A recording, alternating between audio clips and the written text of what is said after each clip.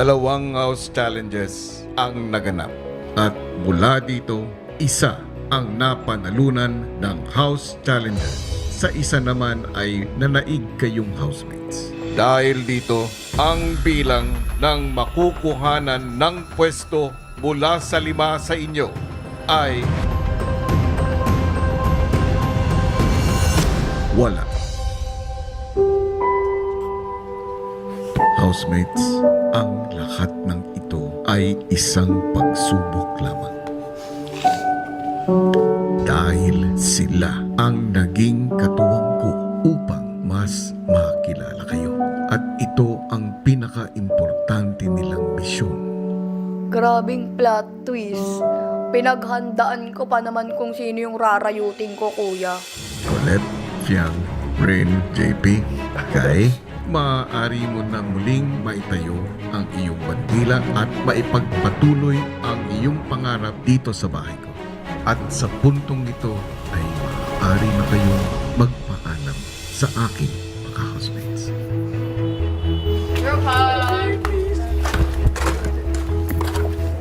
Parang nagtanggal ako ng backpack ng mga bato, kuya. Promise, legit.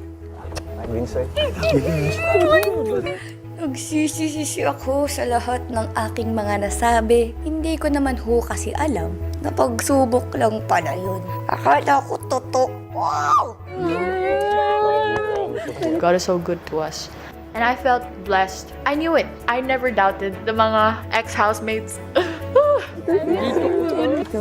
Ang lahat book lang. Sobrang laki ho ng bigat na nawala ho sa loob ko. Tatapon ko yan. Ito yung sumisimbolo ng pagmamahal at respeto, pagkakaibigan. Itago niyo ito at ingatan. They're still the people I know. Yung mga sinabi nila, hindi talaga sila yun. Felt so happy talaga na. We're also gonna keep our spots. Totoo!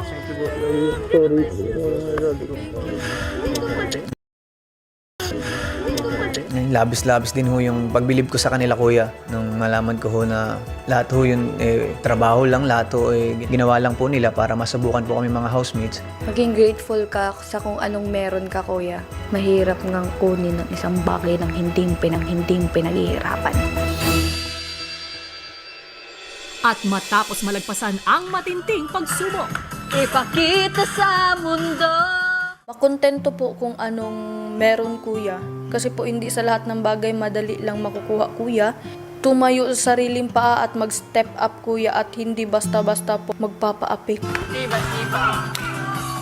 Pinaka natutunan ko, kuya, yung kung paano ho ipaglaban yung tama. Kung paano ho mag-step up sa mga ganong klaseng sitwasyon, kuya. Ipaglaban ho kung ano po yung patas. at may mga pangarap na magpapatuloy maging sa labas ng bahay ni Kuya.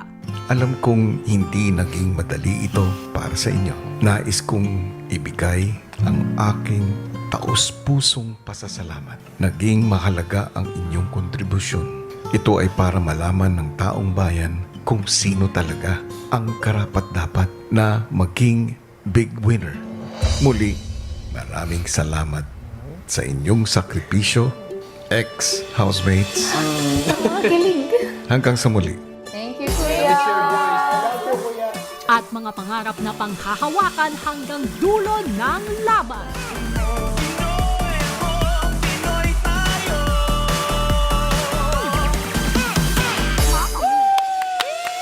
But what I learned talaga is, some people kasi, they switch up very quick just because of one circumstance or one scenario na parang na-trigger sila, na-hurt yung feelings nila because of one situation. Never doubt what your heart says.